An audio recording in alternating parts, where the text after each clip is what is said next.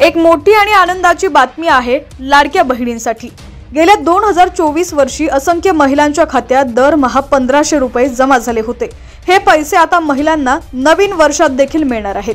जानेवारीमध्ये महिलांच्या खात्यात 7वा हप्ता मिळणार आहे।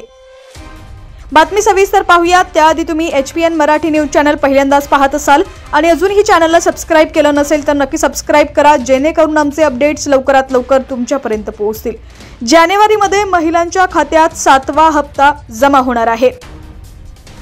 सरकार संक्रांतीचा मुहूर्त साधण्याची शक्यता आहे, त्यामुळे लाडक्या बहिणींची संक्रांत गोड होणार आहे।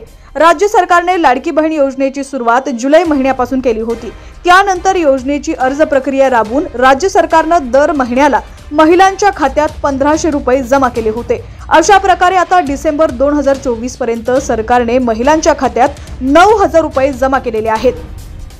आता नवीन वर्षात जानेवारी महिना उजाडलेला आहे आणि महिलांना त्यांच्या नवीन हप्त्याची प्रतीक्षा लागली आहे, पण तो किती तारखेला महिलांच्या खात्यात जमा होणार आहे याची अद्याप तरी माहिती मिळू शकलेली नाहीये। पण राज्य सरकार लाडक्या बहिणींना गोड बातमी देण्याच्या तयारीत आहे।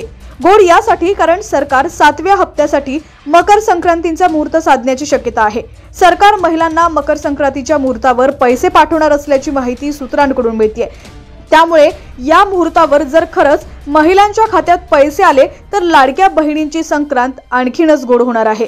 दरम्यान पुढच्या आठवड्यात 14 जानेवारीला मकर संक्रांत आहे। याच मकर संक्रांतीच्या मुहूर्तावर सरकार लाडकी बहिणीचे पैसे पाठवणार असल्याची माहिती समोर आली आहे। त्यामुळे महिलांना आता या हप्त्याची उत्सुकता लागलेली आहे।